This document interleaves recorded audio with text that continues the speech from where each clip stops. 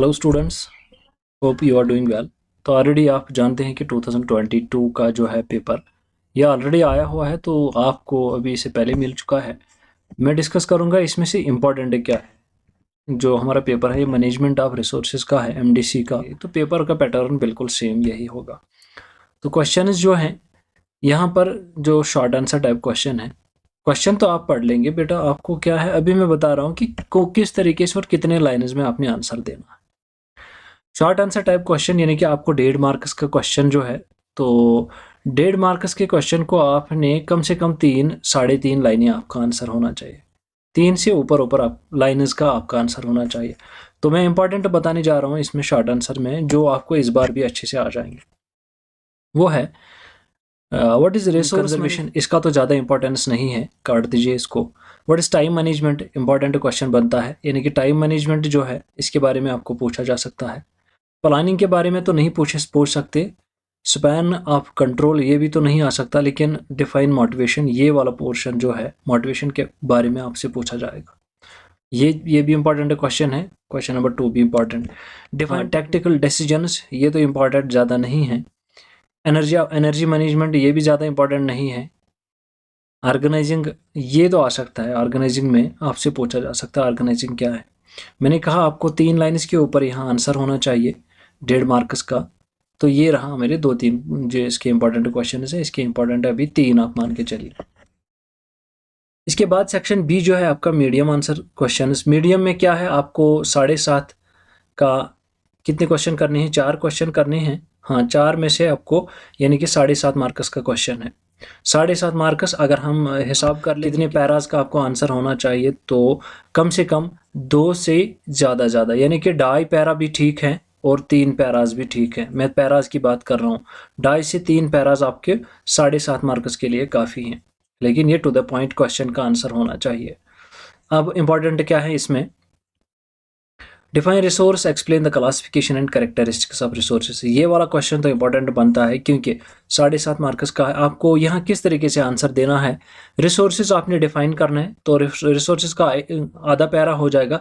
उसके बाद क्लासिफिकेशन पे का आपको कम से कम क्लासिफिकेशन पे 2 पैराज हो जाएंगे। इसके कैरेक्टरिस्टिक्स को अगर आप बयान करेंगे तो कम से कम इसके भी 1 से 1.5 पैरा भी हो सकता है। तो ये आराम से आपका आंसर बन सकता है। Explain the concept and scope of management, ये वाला भी इंपॉर्टेंट है। Concept and scope of management दोनों इंपॉर्टेंट क्वेश्चन है। What do you mean by money and time management, explain energy, और इसका तो ज़्यादा इंपॉर्टेंस नहीं बनती है। Explain the availability and management of specific resources by an individual, ये थोड़ा सा इंपॉर्टेंट बन रहा है, लेकिन ज़्यादा इंपॉर्टेंस इसकी भी नहीं है। Define decision making, explain the types of decision making, ये ज़्यादा इंपॉर्टेंट बनता है। डिसीजन मेकिंग क्या है और इसके टाइप्स को आपने एक्सप्लेन करना है। तो अब यहाँ पर देख लीजिए, डिसीजन मेकिंग तो ज़्यादा से ज़्यादा आप 2 लाइन्स में लिख सकते हैं, लेकिन क्या करना है बेटा, आपको कम से कम डिसीजन मेकिंग पे 1 पैरा बना लीजिए, और इसके टाइप्स जो हैं 2-4 टाइप्स अगर हैं तो इनको 2-3 पैराज आप बना लीजिए, तो आपका आंसर बड़ा बन जाएगा। Define planning, explain supervising as a means of increasing organisational efficiency, importance की कोई ज़्यादा इसमें नहीं है अहमियत। What is effective utilisation of resources, explain the factors affecting utilisation of resources, ये ज़्यादा इंपॉर्टेंट है।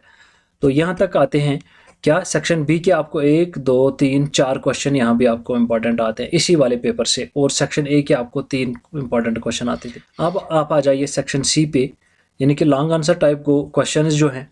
अब यहाँ देख लीजिए, आपके 16 मार्क्स का क्वेश्चन है। 16 मार्क्स का क्वेश्चन है, तो कम से कम आपको 3 पेजेस का आंसर होना चाहिए। कितने पेजेस का बेटा, 3 पेजेस का आंसर आपको होना चाहिए।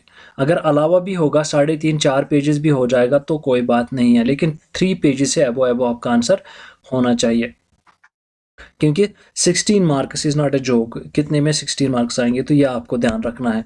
इसलिए हमें इंपॉर्टेंट क्वेश्चंस क्या बनते हैं वो हम डिस्कस कर लेंगे। Discuss Maslow's theory of motivation, ये वाला क्वेश्चन बड़ा इंपॉर्टेंट बनता है।